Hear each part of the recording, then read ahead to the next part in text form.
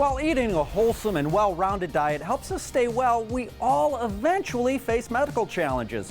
Haddie Djemal is looking at some of the top health problems faced by women and how to stay ahead of them. If I do say so myself, women are powerhouses. We take care of so many things like working and taking care of family. So sometimes we may forget to take care of ourselves.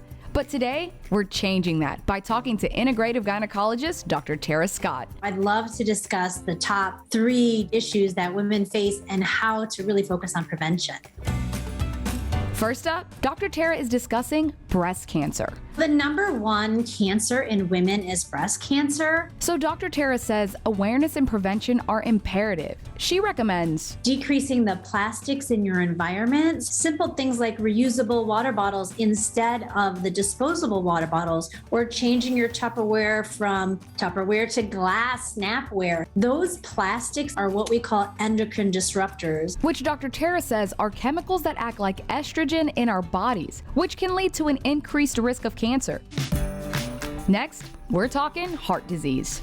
I think as a whole, we do a great job being preventative, looking at cholesterol levels, looking at sugar levels, but many women don't realize that estrogen has a link to heart disease. As for other hormones to be aware of, vitamin D, often thought as a vitamin, is actually a hormone, and low vitamin D has in addition been associated with an increased risk of heart attacks. And finally, testosterone. So she recommends we work with a hormone specialist to regulate our hormone levels and practice stress management. Things like getting enough sleep and definitely yoga can reduce cortisol, which is associated with increased cardiac risk.